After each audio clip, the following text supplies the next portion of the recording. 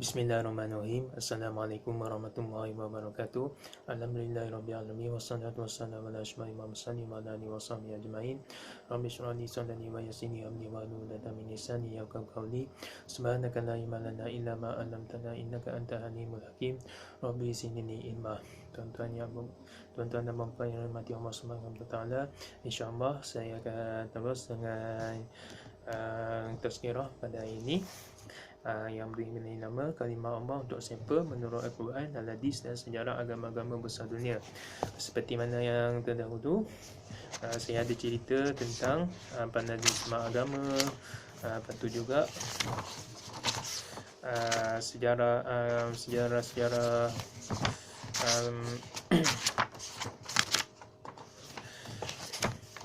tentang paganisme agama, betul juga hubal tu apa, seperti mana video-video terdahulu lah.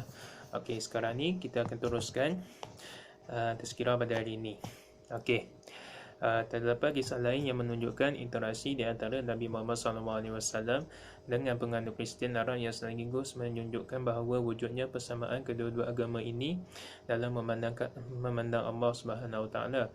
Kisah tersebut ialah kisah tentang Waraqah bin Naufal pada saat-saat pertama Nabi Muhammad SAW diangkat sebagai Nabi dan Rasulullah SAW.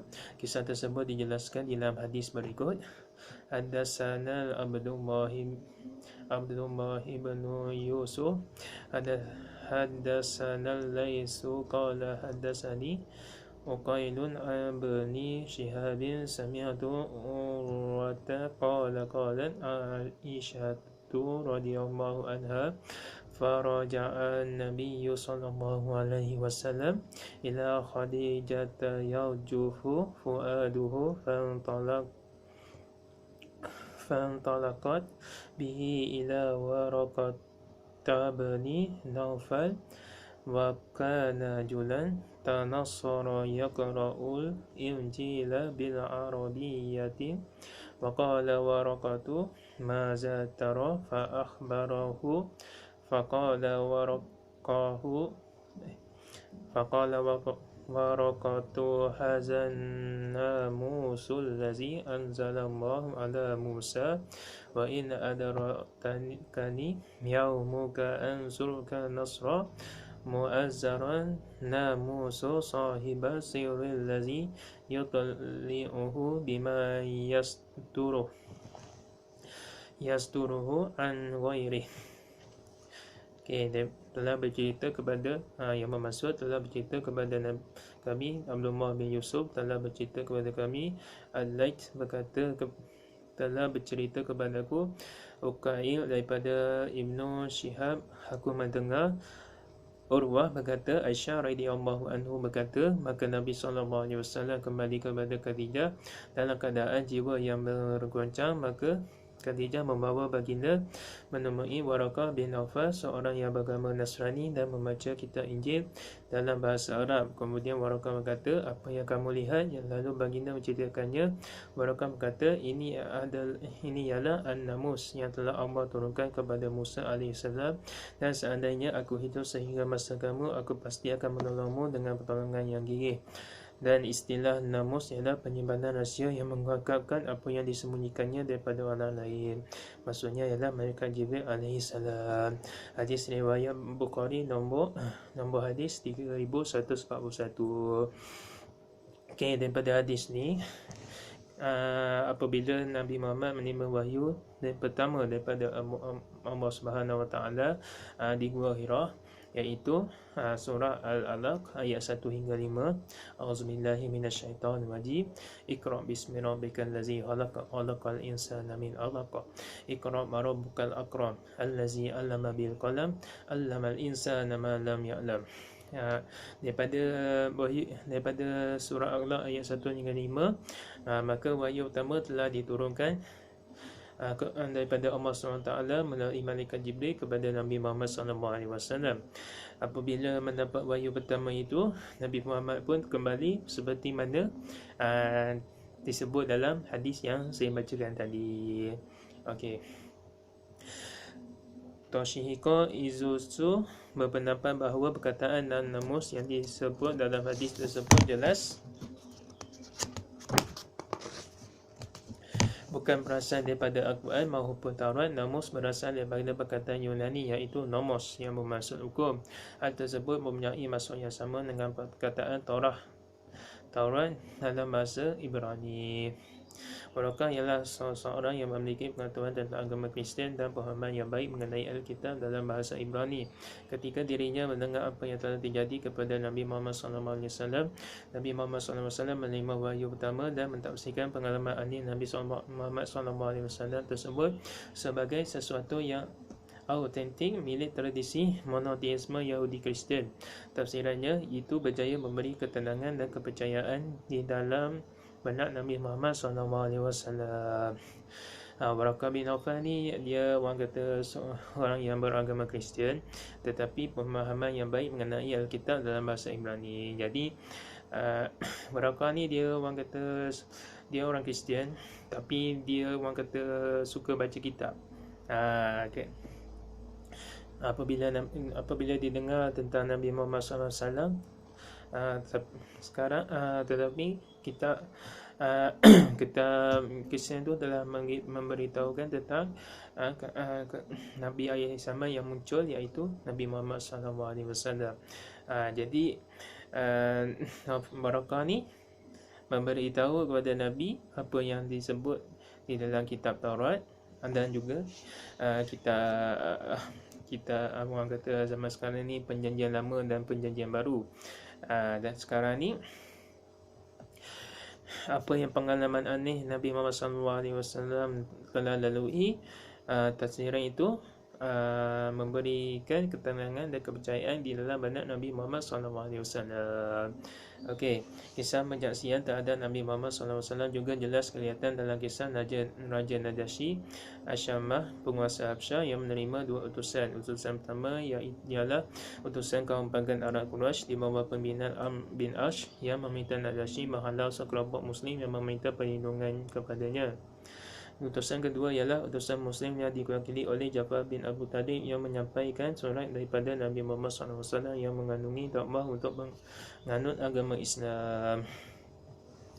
Amr bin Ash, Arab pagan maupun Raja Najasyi sama-sama mengucapkan sumpah dengan mengatakan demi Allah dalam membela hujah masing-masing. Zaid ialah Amr bin Ash bersumpah untuk mengeluarkan umat Islam daripada Habsyah, sedangkan Najasyi bersumpah untuk tetap melindungi mereka. Raja Najasyi pun akhirnya masuk Islam. Raja Najasyi membalas surat Nabi Muhammad SAW dengan berkata sebagaimana berikut: apa yang mereka bacakan kepada kami dan apa yang dibawa oleh Isa AS berasal daripada sumber yang sama. Jadi apa yang Raja Najasyi balas tu, apa yang Nabi Isa AS bawa, itulah apa yang dibawa oleh Nabi Muhammad SAW. Seperti mana dalam surah As-Saff ayat ke-6 yang berbunyi, wahai Bani Israel, Nabi Isa berkata, wahai Bani Israel, aku adalah utusan kepada kamu untuk membenarkan apa yang telah diturunkan kepadaku sebelumnya, iaitu seorang Nabi yang datang selepasku yang diberi nama Ahmad. Jadi apa daripada surah As-Saff ayat 6, apa yang dikatakan dalam surat Nabi, apa yang Raja Najasyi itu membalas surat, apa yang mereka bacakan kepada kami, apa yang dibawa oleh Nabi Isa AS berasal daripada sumber yang sama, iaitu tauhid, iaitu menyembah Allah yang Tuhan yang satu, iaitu Allah Subhanahu Wa Taala. Okey. Penyataan Najasyi tersebut menunjukkan persamaan pemahaman antara dirinya yang Nasrani dengan risalah Islam yang dibawa oleh Nabi Muhammad SAW, terutama pemahaman tentang Allah Subhanahu Wa Taala. Kisah Buhairah, Waraqah dan Raja Najasyi ini membawa kepada suatu kesimpulan bahawa saat Islam muncul di Mekah, telah ada sebuah konsep yang tinggi tentang Allah yang sudah dikembangkan di kalangan orang-orang Arab, sama ada dalam kalangan Arab pagan maupun Yahudi Kristian. Hal ini menunjukkan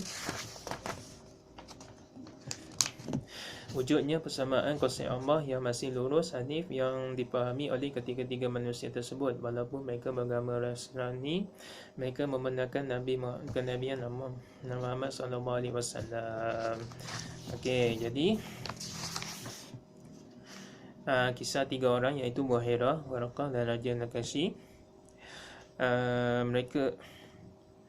Mereka ni daripada ajaran Kristian, tapi mereka wujudnya bersamaan konsep Allah yang masih lurus. Tapi walaupun mereka agama Nasrani, mereka membenarkan Nabi Muhammad SAW. Seperti mana dalam surah Al-Ma'idah ayat 82, kamu dapat mengetahui orang yang paling memusuhi di antara kamu iaitu orang musyrik dan Yahudi. Tetapi ada di kalangan mereka yang paling dekat dengan kamu orang beriman, yang berkata sesungguhnya kamilah orang Nasrani. Mereka tidak pula orang kata mereka tidak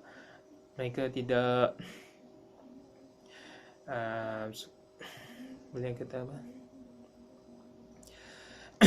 kami orang Nasrani, kami tidak suka melampaui batas dan juga tidak menyombong diri. Surah Al-Maidah ayat 82.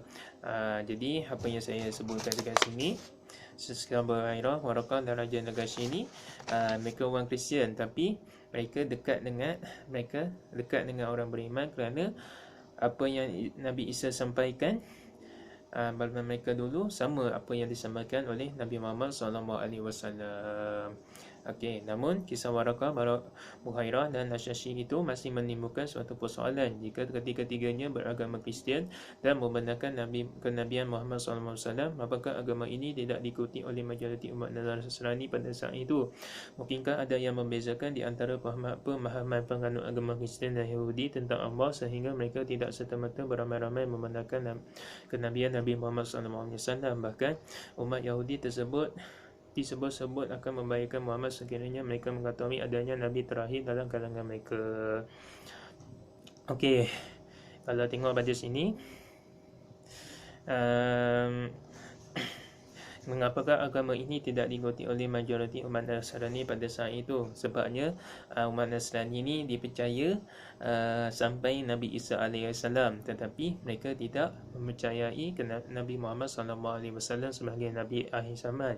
Tetapi mereka umat Nasrani ni dia orang kata dia semakin lama semakin berpecah lah, ikut fahaman masing-masing. Itu Nasrani pada zaman sekarang. Zaman dulu mungkin masih lagi lah, masih tak orang kata tak berpecah lagi lah. Jadi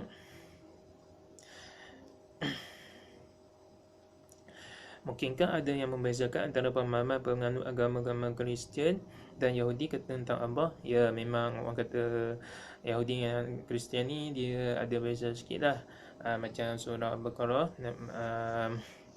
Allah SWT berfirman, orang Yahudi berkatakan Uzair itu anak Allah, tetapi Kristian dia berkata Nabi Isa tu anak Allah, sedangkan mereka membaca kitab mereka masing-masing. Jadi perbezaannya tentang orang kata kitab mereka lah, kitab mereka sama tetapi pemahaman mereka. Macam contohnya surah Al-Baqarah lagi, orang Yahudi berkatakan kami semua dapat masuk syurga, tetapi orang Kristian tak. Tapi orang Kristian kata Yahudi tidak orang Yahudi masuk neraka, kami Nasrani masuk syurga. Sedangkan mereka membaca kitab masing-masing. Tu yang kedua. Yang ketiga pula, orang Yahudi ni dia hanya percaya sehingga Nabi Musa AS. Sedangkan Nabi Kristian orang-orang Kristian ni dia percaya sampai Nabi Isa AS. Jadi apa yang dikatakan ni, ada saya sebutkan 3 poin di sini, 3 poin perbezaan antara Yahudi dan juga Kristian. Okey, umat Yahudi disebut-sebut akan membahayakan Nabi Muhammad SAW sekiranya mereka mengetahui adanya Nabi dalam kalangan mereka. Okey, sebab orang Yahudi ni dia tahu tetapi dia tidak beriman. Sebab itulah Nabi Zakaria dibunuh. Nabi Zakaria dibunuh oleh orang Yahudi. Nabi Yahya pun sama. Nabi Isa pun cuba dibunuh oleh Yahudi, tetapi Allah selamatkan Nabi Isa, iaitu diangkat ke langit.